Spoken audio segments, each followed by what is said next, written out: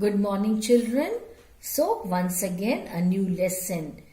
The Great Stone Face, Part 1. It's a very interesting story, children. I'm sure you will like it. It's a very simple story, a very beautiful story. You will love reading it. Very simple. There's nothing difficult in this story. Okay, so let's begin, children. Introduction first. One afternoon, a mother with her little son, Ernest, was sitting at the door of their cottage. They were talking about the Great Stone Face. It was clearly visible in the bright sunshine. Now, what is Great Stone Face? Let us see now. Thousands of people lived there. Everybody there was familiar with the Great Stone Face. No, it had naturally happened. It was a work of nature. Some huge rocks jointly looked like the features of a human face from a distance. So when seen from a certain distance, it looked like a human face, as if it is the face of some human being. And it also looked alive. That means what? It looked exactly like a human being. Ernest's love for Stone Face. The giant face smiled on Ernest and looked kindly. He wished to hear its pleasant voice. But children, can the stone face speak? No, it is made of stone, rocks. It is not a real human being.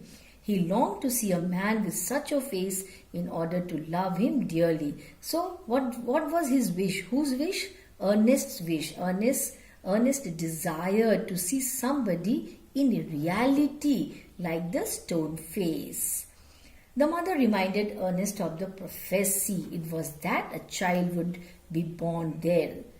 Somebody had predicted, that is prophecy. He would become the greatest and noblest person of his time. Now, in manhood, his face would bear true likeness to the Great Stone Face. The people had waited for such a person, but in vain. In vain means useless. Nobody like the stone face arrived. The little boy hoped to live and see him. The mother strengthened his fancy. Fancy means imagination. Ernest was a helpful and happy child. He grew up to be a mild and quiet youth. He was very mild, very soft-spoken. Now, gather gold. One more character is there in this story, children. Gather gold. A young man named Gather Gold had left the valley many years before. He had become quite a rich man there. He decided to return to his native valley. There was a rumor that Gather Gold looked like the Great Stone Face. Gather Gold had the face of an old man with yellow skin. The people considered him the image of the Great Stone Face.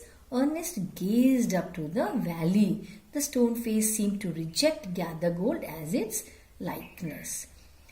Now, the long wait. Ernest had grown to be a young man. Earlier he was a very small boy sitting with his mother. Now he is a young man. He's grown up now.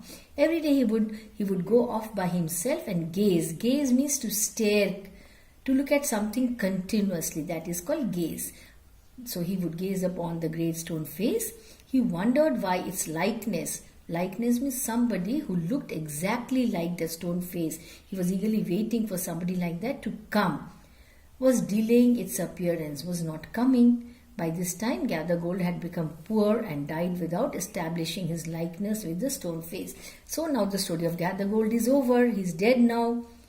Blood and thunder. Let us see what is that blood and thunder. Another son of the valley had joined the army as a soldier many years before.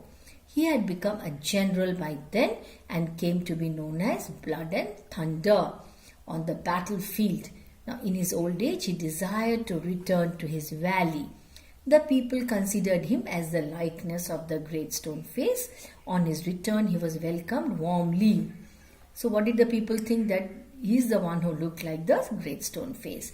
So, the gathering mistook him as the greatest man of all time. Ernest failed to recognize any likeness. That means Ernest did not find any likeness. He felt Blood and Thunder does not resemble the Great Stone Face. His heart assured him that the real copy had still to come. So somebody like him is still to come. So many years passed. This is part 2, children. Okay, many years passed.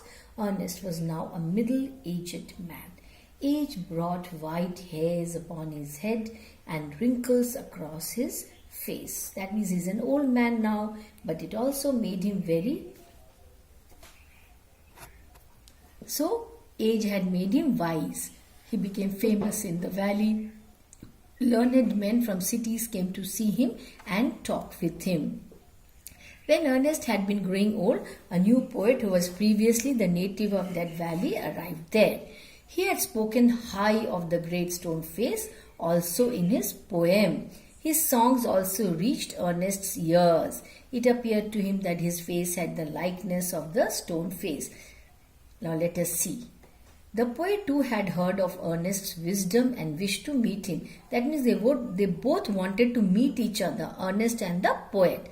One summer day he arrived at Ernest's door. Who arrived? The poet. He sought a night's shelter. That means he took permission to stay with him for that night. Ernest readily agreed. The two talked together. The poet found his host very wise, gentle, kind and hospitable. Ernest was a very kind man, very wise, very gentle.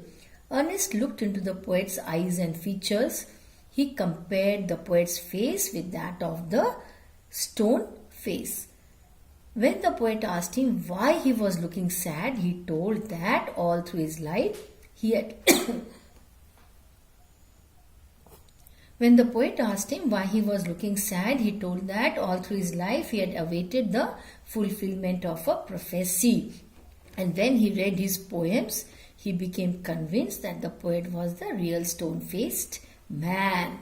So the poet, however, claimed that he did not bear the likeness of the stone face. It was true that he had high dreams in his mind, but sometimes he himself had no belief in those dreams, because dreams are dreams after all, may not be true. The eyes of both were wet with tears. In the evening together they went into a meeting place. Ernest spoke out his thoughts. His words had power because they had depth. Depth means very meaningful. So they were true words of a life of good deeds and selfless love. His face took on a grand expression. The poet cried out that Ernest was the real likeness of that stone face. So no, Gathergold was not the likeness. Yes, the poet was not the likeness. Who looked like the stone face? Ernest himself. And he was the one who was waiting for somebody like stone face to appear. So he's the one. The people agreed with him. The prophecy was fulfilled. What was the prophecy? The desire that somebody like him should come. So Ernest is already there, but Ernest still kept hoping that some wiser and better man than himself would appear, looking very much like the stone face. So he was still hopeful that somebody wiser than him would appear. Yes. So that's all, children. Now my advice to you: read both the parts.